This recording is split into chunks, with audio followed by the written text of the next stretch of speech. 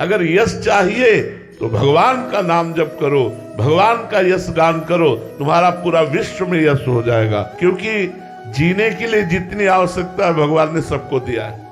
पानी, वायु, पृथ्वी, आकाश, सूर्य, चंद्र। अब प्रारब्धानुसार आवश्यकता का भोग।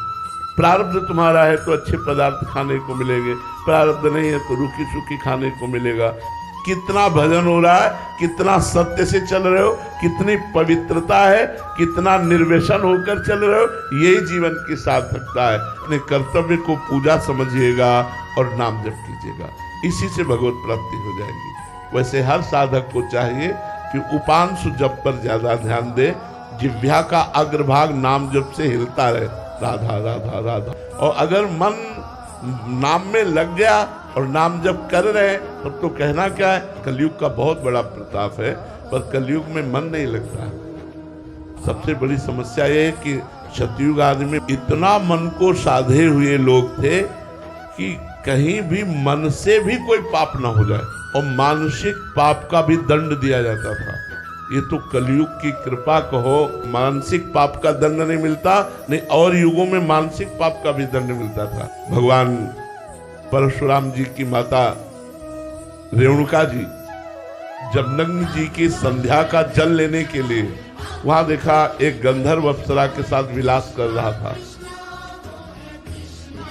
बस देखती रह गई। महर्षि जमदग्नि जी ने कहा, विलंब का कारण उन्होंने स्पष्ट कहा। गंधर्व अप्सरा के साथ केली कर रहा था, उसको देखने में हमारी रुचि हुई, इसलिए अपराध। इसलिए तुम दंडनीय हो, अपराधी हो, तुम्हें दंड मिलेगा। तुम्हें देखा परम ब्रह्मचारी भगवत स्वरूप भगवान परशुराम जी हर्षा लिए उपस्थित हुआ। उनका बेटा, अपनी माँ का गला काटो। प्रश्न नहीं किया, तुरंत काट दिया।